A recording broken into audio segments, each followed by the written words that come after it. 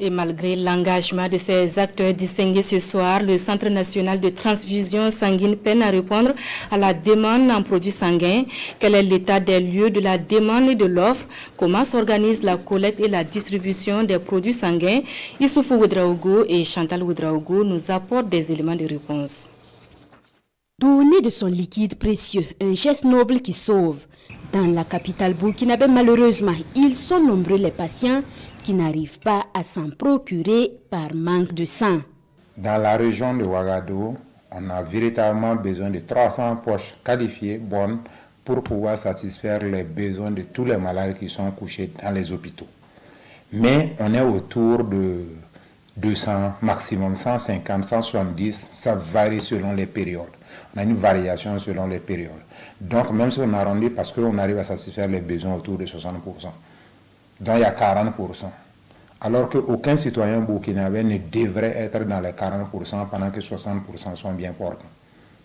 Ce n'est pas juste. À Ouagadougou, le Centre régional de transfusion sanguine s'emploie à collecter, préparer les produits sanguins et les mettre à la disposition de la population.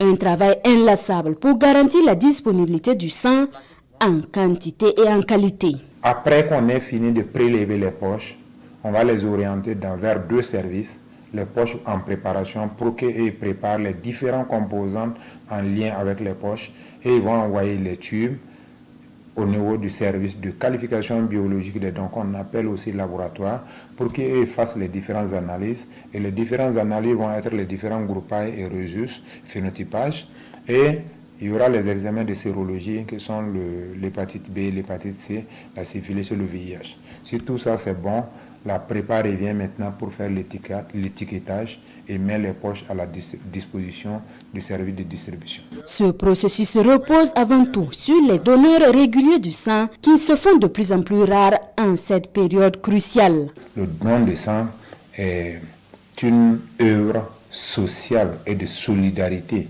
et s'inscrit dans cette logique et même à défaut d'être un donneur actif, on devrait être un donneur passif.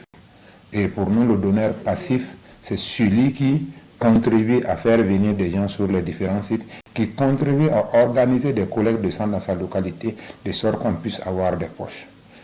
Il ne faudra pas qu'également on reste dans la logique qui veut que j'ai fait mon don aujourd'hui et en fin de compte, rien, on se retrouve, on pas dormir à la maison, ça c'est pas bon.